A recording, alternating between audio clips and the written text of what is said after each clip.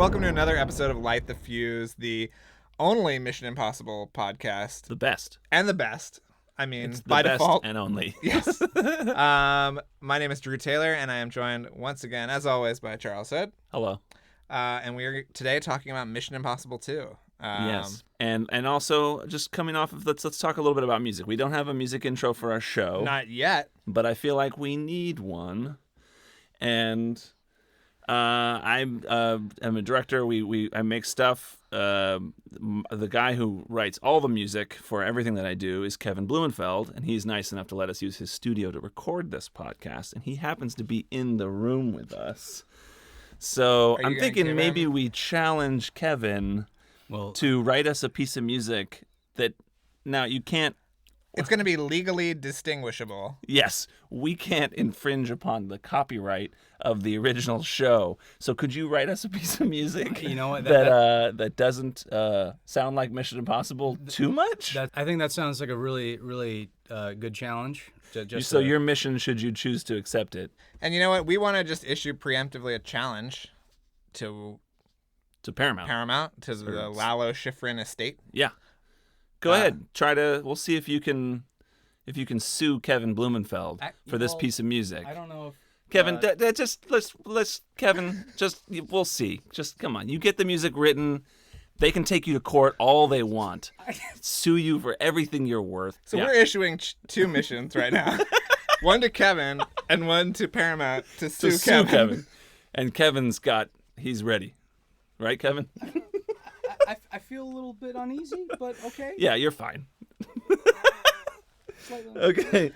The other thing I wanted to briefly talk about from the first movie is we didn't really get into the title sequence and how freaking fantastic it is. Yeah. It's very reminiscent of the old show, where they show, just like in the old show in the 60s, they would show clips of that episode, of what's going to happen in that episode, in the action of the episode later on. It's basically spoilers, but really quick shots. And you can't quite tell what it is, but it's really exciting and awesome. So every title sequence, every episode was different. Yeah. Based on of what happened in that episode. And so the first movie did that and showed clips from later in the movie, and it was amazing. But you know what didn't do that? Mission Impossible 2. Mission Impossible. Great segue. Yeah. Here we go. So let's talk about Mission Impossible 2 or MI2. MI2. Where we started to use that kind of truncated title version. The title sequence in MI2 is that the Limp Bizkit version? I think so. So Hans Zimmer did the score. Right. Limp Bizkit did a song version of the score, just like how Adam Clayton and Larry Mullen had done that for the first movie. Yeah. And Metallica did a new song. Yes, which is there's a very interesting aside about Metallica. Do you think you could do a Metallica song? They're not litigious at all. No, absolutely. The song, that's the thing. That in Mission Impossible 2, it was the first song they ever did for a movie. Yeah. I Disappear. And that was the song that went on Napster. That started the Napster. Oh, is it? Yeah, that's what. Wow. Like it was a song that people downloaded early on Napster, and then Metallica got furious, and then did their big lawsuit. Wow. And that's that what started brought down Napster. Wow. So that's a little interesting aside about MI2. Wow. But back to the title sequence, they chose not to show clips from the movie. Instead, from what I could tell, it's sort of like low resolution JPEGs of Greek myths. There is a lot of because the virus is called the Chimera. Yes. But the one thing I do like about that title sequence, and I hope you get on board with this. Okay. At the end when it explodes and then the little particles become these stars in the next scene. Yes, I like that. That was nice. Yeah. No, there's some really. This movie, I think, is generally regarded as probably the worst in the series. But there's some little things here and there, and I think we'll get into it that are actually really cool. Yeah. Some fun things in this movie that I think are actually some good stuff. Well, I mean, we start off with a very violent scene on a plane. Yes. This movie really is balls out in terms of the level of violence. But it was supposed to be R, and then they trimmed it back to a PG-13. Yes. So there are a couple of really awkward things like snapping people's necks. Yes, I wrote that down. Yes. Yeah, there are two neck snaps. Yeah. But there's no sound. No. So it's a silent neck snap twice. Yeah. So if you were watching it, and you might just think he just kind of moved his head without breaking his neck. Well, one of my questions about that opening sequence, which involves the bad guy taking down a commuter or a commercial plane, why did he have to dress up as Ethan Hunt? Yeah. I don't. Anthony Hopkins explained that it was the guy knew Ethan Hunt and wanted to meet with Ethan Hunt. Oh, And that's so right. he dressed up Doug Ray Scott to go, so this is the only movie in the series where Ethan Hunt is not on the run from the IMF. Yeah, has he's not been fully disavowed. employed the whole time. Yeah. However, the bad guy still is a rogue IMF agent Right. because Doug Ray Scott. So the IMF is really the most inefficient government jurisdictional agency. bureaucracy. They're just constantly corrupt. Always the bad guy. They create more mayhem, I think, than which they kind of acknowledge later in the later movies. Yeah. They talk about it a little bit. So Well, what I we'll think get is into funny when we is get that there. later, after that sequence, they say the plane crashed in the Rockies, but it was a flight from Sydney to Atlanta. So I don't really know what it was doing. I don't, in the Rockies. we don't understand the jet stream. That's There's true. certain things That's they could have been in the Rockies. They could have been the Rockies. The Rockies is stretched to Atlanta. Well, I'm sure we love this bit, which is that there's a Rain Man reference. Oh yes, there is. Yeah, Of when Eco he's Eco. in the rock climbing scene, which Yeah. the rock climbing scene is kind of fun. Right. But this one's Zap Mama and not the Bell Stars, which is the 80s version, which had a lot of radio play. Also, there's two connections between that opening rock climbing scene and Mission Impossible Ghost Protocol, which one, his kind of climbing around sets up the Burj sequence, the Dubai sequence. Right. And then he also wears Oakleys to receive his mission. And, Yes. and the goggles that he wears in that scene, which end up being a big part of that middle section of Ghost Protocol, are also Oakleys. So really laying some foundation. Yeah, I mean, it's Ethan Hunt's climbing skills are going to be important. They're going to be throughout the series into the future, I assume. That's probably true. And that's a thing I think we'll talk about with each movie too, is how he gets his assignment. In the first movie, Yes. it's through the flight attendants in first class. Yep. They give him they have a code that they share about the movie, and that's from the old show too. They'd always have at the very beginning of every episode, you'd see Jim Phelps, or in the first season Dan Briggs. They'd go and in some weird, hilarious, outlandish, crazy way, they'd talk some code to somebody. I saw one. There's one where I think it's a Jim Phelps, maybe it's Dan Briggs, where he comes across like a Boy Scout leader in the woods, and they exchange like some code, and then he like goes and tells him where to get his mission. It's very they always have really random things. This one is the sunglasses. He puts on the sunglasses, and they give him the message. Yeah, just really predating our love affair with VR right now, in a way. I don't know. Maybe? Yeah, this is a prophetic film. Should we talk about Tom Cruise's hair? Because obviously with each installment, we want to talk about where his hair is. And this is the longest. Are we sure about that? You think it's longer? No, I do think I think it's at least the longest, or possibly because his hair in 4 is long, but it's a different cut.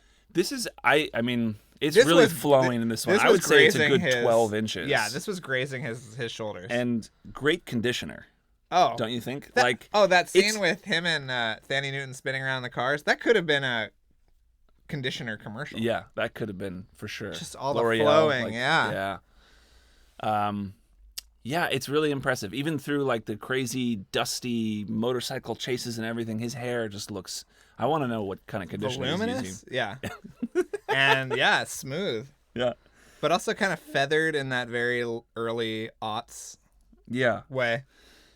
Yeah, it's interesting because this is the biggest extreme. The first movie, it's really short, and this one, it's really long. Yeah. Director trademarks. John Woo. Yeah, directed this movie, and he's got the doves. Yeah. There's obviously doves. There's slow motion ballet action sequences. Yeah. There's Tom Cruise holding 2 handguns. What's interesting to me is that he describes the bad guy. What's his name? The actor's Doug Ray Scott. Sean Ambrose. Sean Ambrose. The character's name. He said he's not happy unless he leaves a lot of hats on the ground, meaning that he likes to shoot up. That's what John Woo said? That's what Ethan Hunt says about Ambrose. Oh, okay. But what's interesting is that Tom Cruise kills a lot of people in this movie. Yeah, which is very different from the first movie where he didn't even fire a gun once. Yeah. And in this movie, he's shooting left and right. Yeah, I think there are 107 on-screen casualties. Wow. Yeah. So that's a John Woo director trademark right there. Yeah.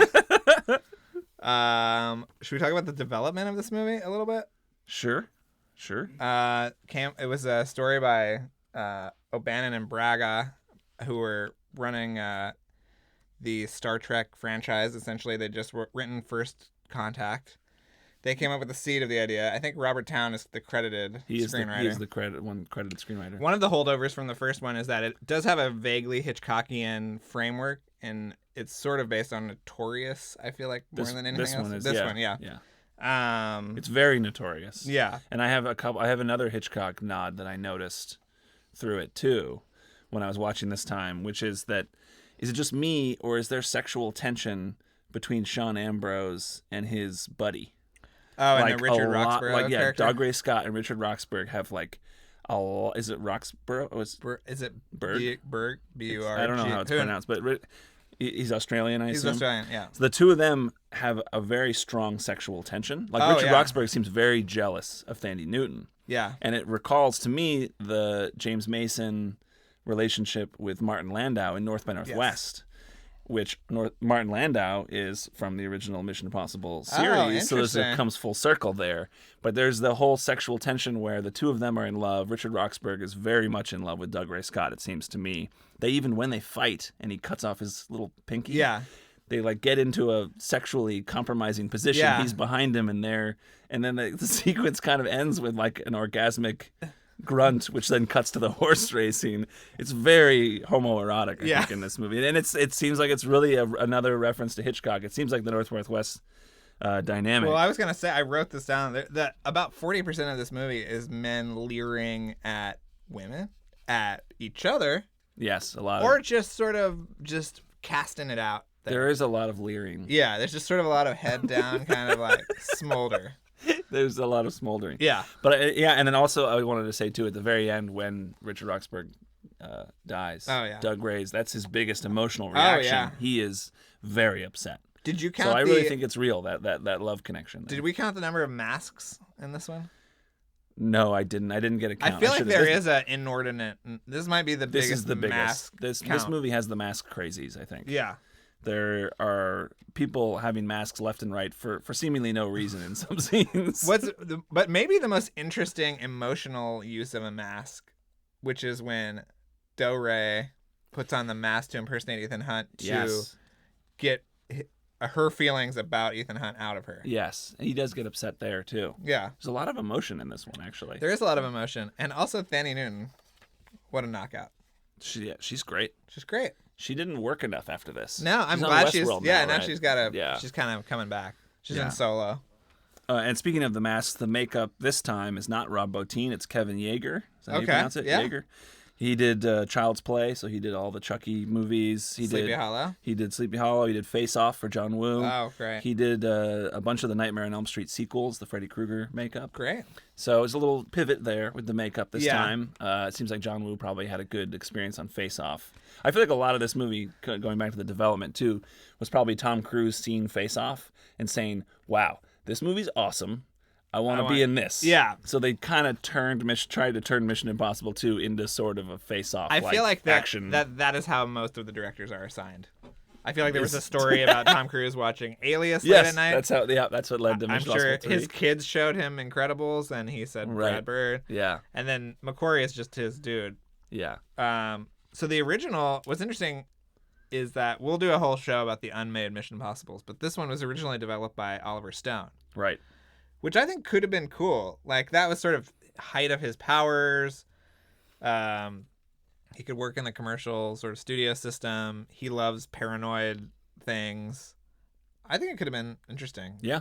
I don't know what his treatment was, but we'll have to do some digging. Yeah. For our episode about all the unmade missions. Yes. I've got a count of how much Tom Cruise ran in this one. Okay.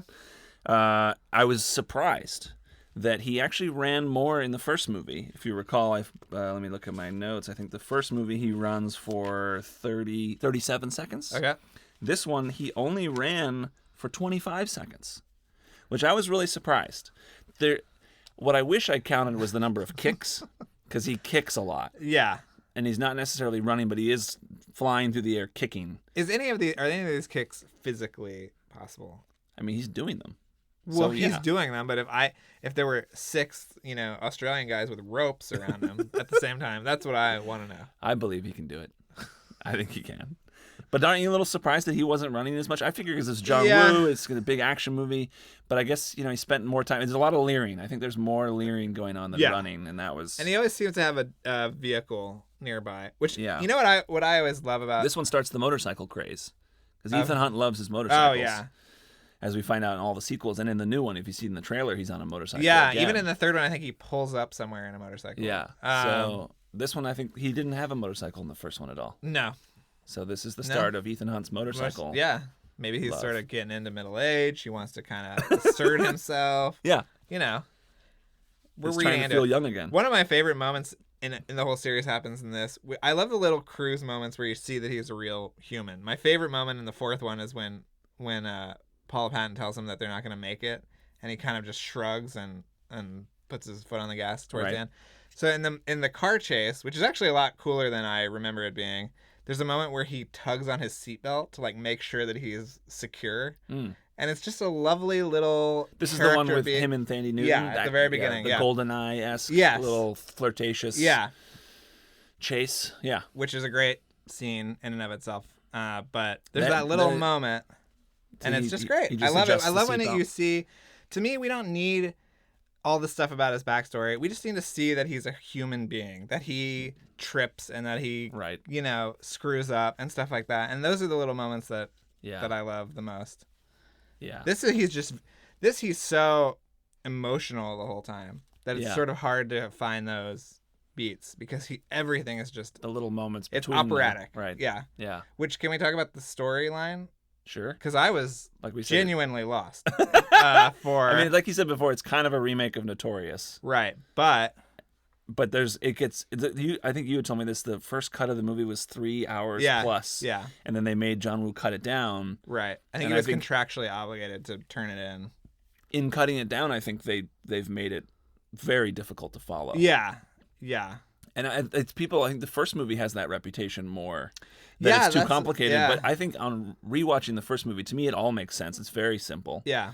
In a good, I think it's like a complicated plot, but not too complicated. No. But this one is hard to follow what is going on. Yeah, about the midway point, I had just very little idea. You sort of just throw up your arms and say, all right, just give me some more slow motion John Woo. Yeah, I mean, and even Thandie Newton's in why is she so integral to this thing? Well, so that was something I had forgotten about this, but in this movie that his boss asks Anthony Hopkins tells him to go recruit Thandie Newton, which was something that was in the old show, right? Which was kind of cool. Like in the old show, they'd bring on a guest star, someone who was a specialty. Like in the second episode, they bring in a guy who has an incredible memory. He can look at a piece of paper and memorize every single thing on it. So there's a guest star who comes on, right, and is on the show for just that episode. They have to bring in somebody and recruit them and convince this guy to do the mission. Yeah. So I thought that was cool, but in the end.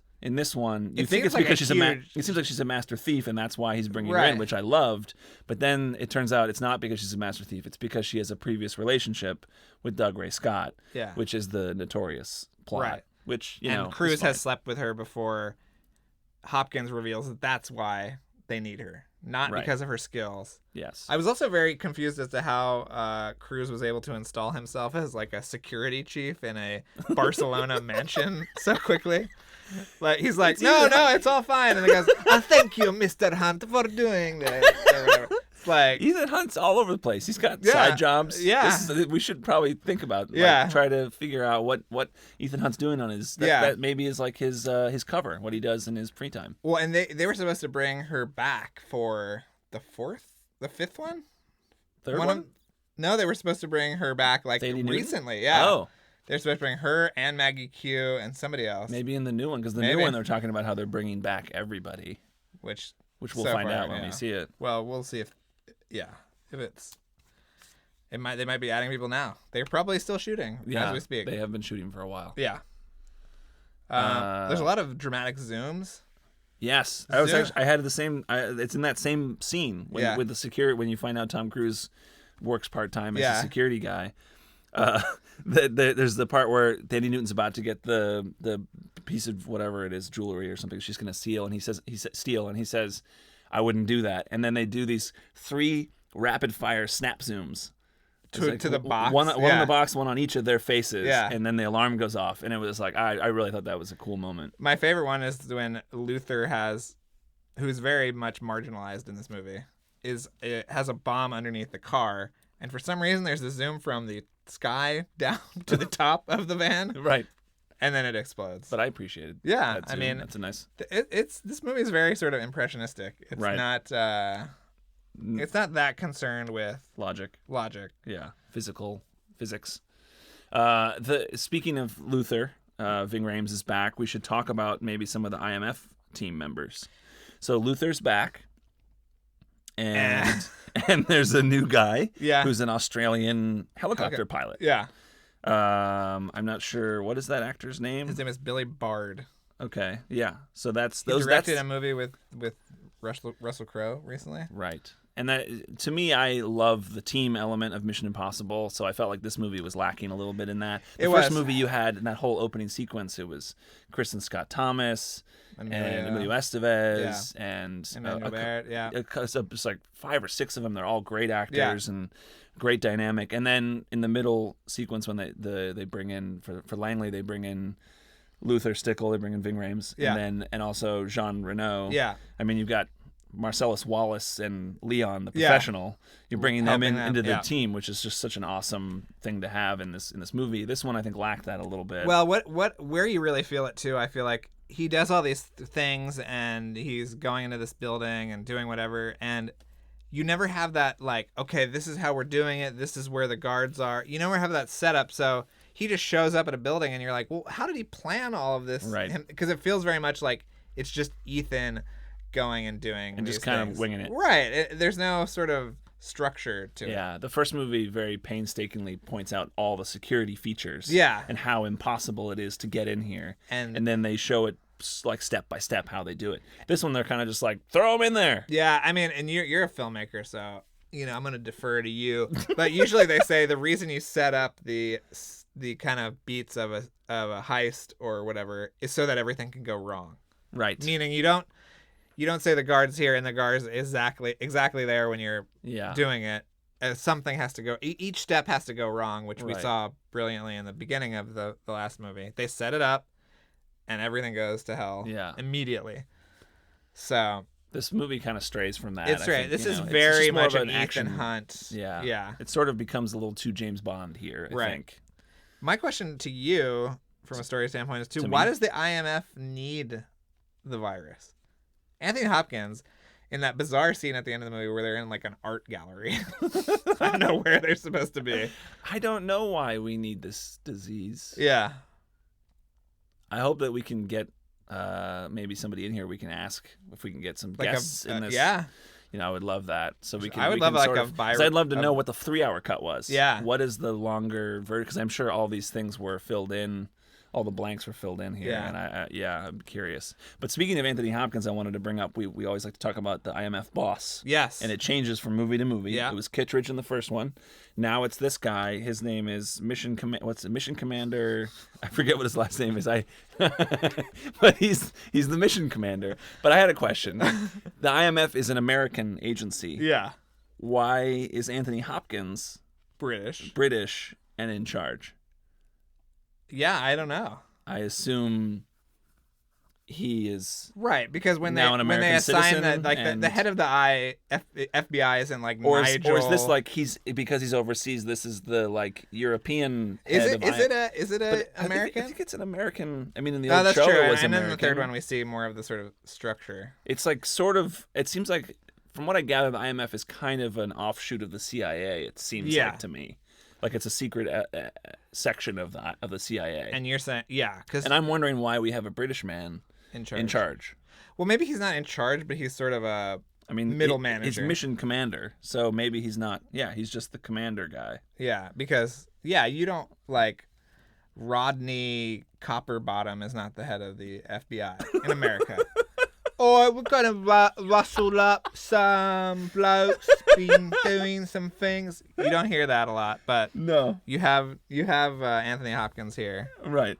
as Mission Commander. I'm trying to find out his name, but he's... Wait, Dominic Purcell is in this movie? He probably was cut out. We're looking through the IMDb right now, and we're seeing Why is lots he of so names. far down? Mission Commander Swanbeck. Ooh, uncredited. So it was he Kittredge. didn't even get a credit? Maybe they were trying to keep it a surprise. Well, no, he was in the trailer. Maybe he didn't want to. I don't know. That's interesting. Maybe he did it as a favor. But it seems like his relationship with Mission Commander Swanbeck is a little bit. It seemed like it was more of a James Bond M type thing. Yeah. It didn't quite feel as much like the old show or the other movies. Yeah. Where the guys who are giving the mission, there's not really a very close relationship. But there's a lot of talk about vacation time. Yeah, Ethan wants vacation, and he wants it to be unsupervised vacation. Yes, director. So I feel like there's a lot of negotiation going on between him and Mission Commander Swanbeck. Well, I feel like Swanbeck's... how much vacation time he he's gets. a big proponent of work-life balance, and Yeah. he wants to make sure Ethan is following through on that. There's a good amount of exchanges between them about his vacation and how he's disgruntled that he has to tell them where he's going. Yeah. He's like, it's not a vacation if you know where I am. Yeah. Which I think at the end, finally, Mission Commander Swanbeck concedes and says go on your ahead. vacation and don't tell me where you're going. Don't tell me where you are. Just head on out of here. My love of antiquated technology in these movies. This one's pretty free of most technology, but when he's getting his mission rundown by Swanbeck in Spain or whatever, there's a small icon in the right-hand corner that says DVD Mission Archive, which I thought was funny considering they're all supposed to self-destruct. But Hopkins is thinking about things. He's putting together a scrapbook. He's got the archive. That's when he's meeting with him in person? Yeah, in person. Okay. When Because the Anthony sunglasses explode. Yeah, They that's true. self-destruct. But Anthony Hopkins does some great looking at photos acting too, where he this guy in the shadowy corner. Yeah, he just hands him these, and he's like, "Oh, these photos." Right. But it's just sort of a burnt out fuselage. It's not like there aren't bodies everywhere or anything. But it made an impression. Yeah. This line of dialogue, which I think can be applied to this podcast a lot, is, "We just rolled up a snowball and tossed it into hell." I wrote down that line too. Oh my God. Amazing. The writer of Chinatown. Thandie Newton has infiltrated Doug Ray Scott's base or whatever, and that's when, Luther's like, we're onto it. And Cruise delivers that line, which is pretty great. Pretty great. Also, going back to the... Oh, no, you didn't finish it. It's we've just rolled up a snowball and tossed it into hell. Now we'll see what chance it has. That's the full line. It's pretty great. Nice. Also, adding to the needlessly complicated aspect of this, I love that in the climax it boils down to Doug Ray Scott essentially doing stock manipulations, where he's using his ransom money to purchase stocks in the company that has the antidote to the virus.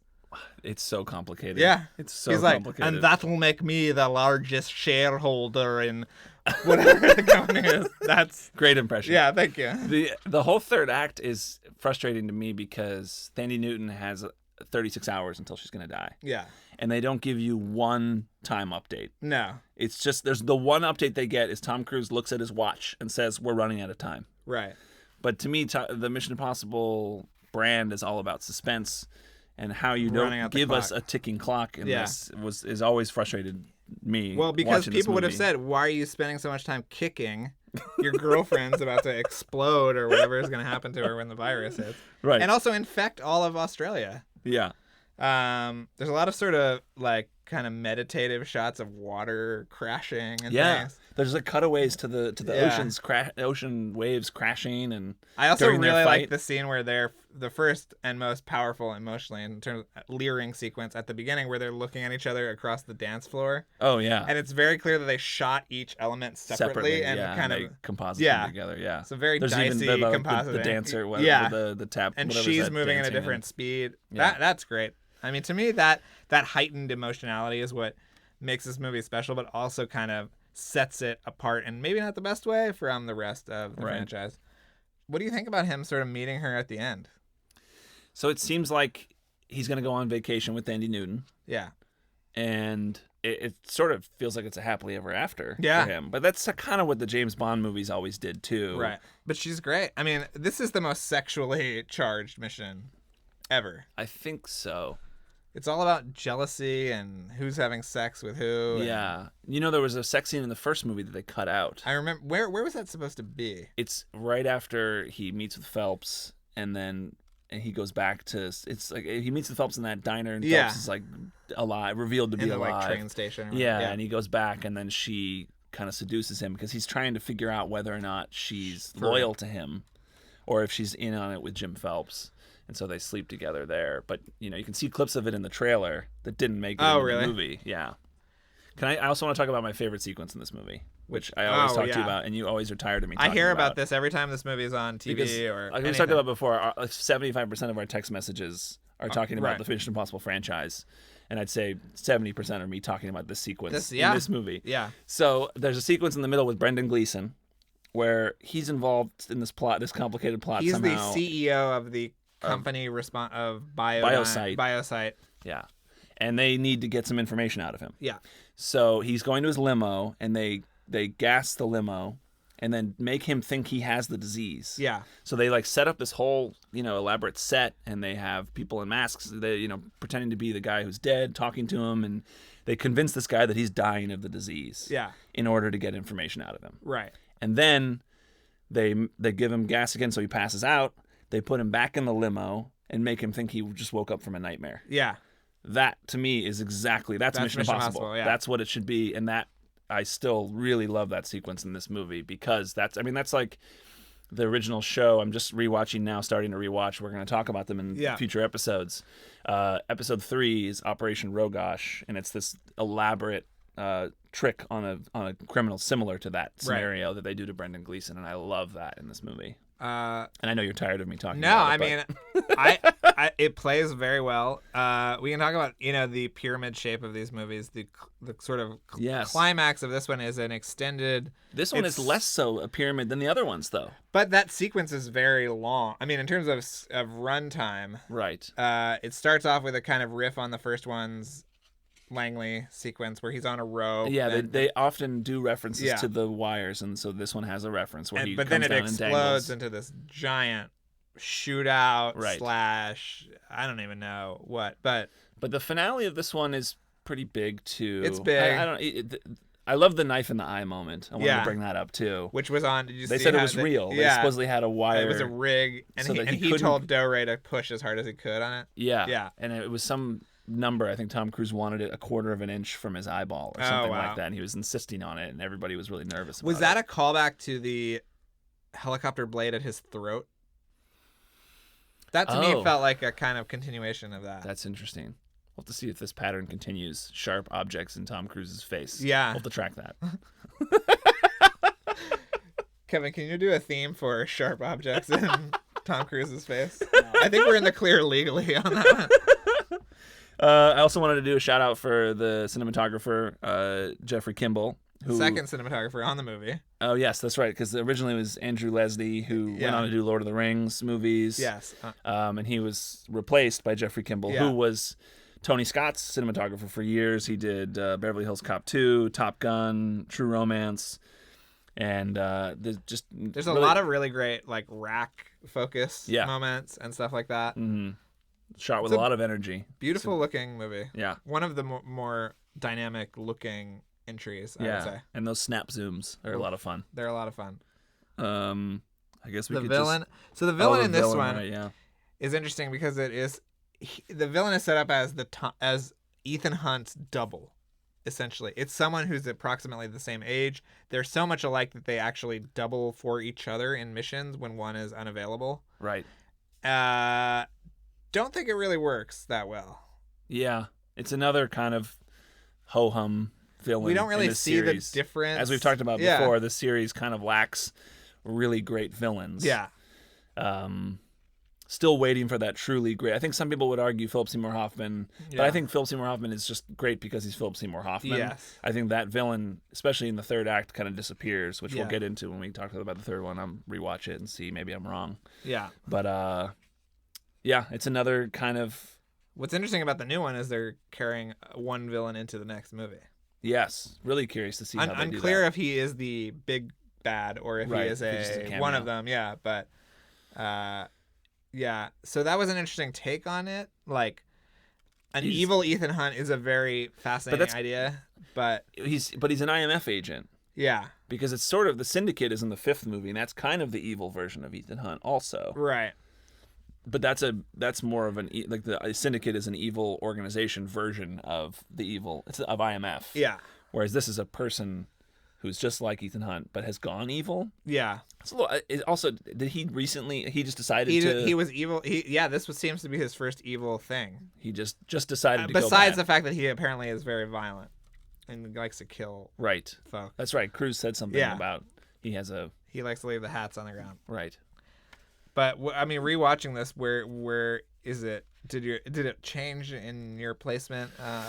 There are things about it that I appreciate. Yeah. That make me like. I mean, I think it's easy to write this movie off. I think some people do it because it's a silly action movie and blah blah. But I think there are some great scenes in it, and I think it probably. I think when we get through all of them, we can do a ranking and we'll see where it lands. But I guess it would probably still land as the bottom for me. But it has good moments. I mean, visually and tonally, it's the most distinct, you could argue, out of any of them.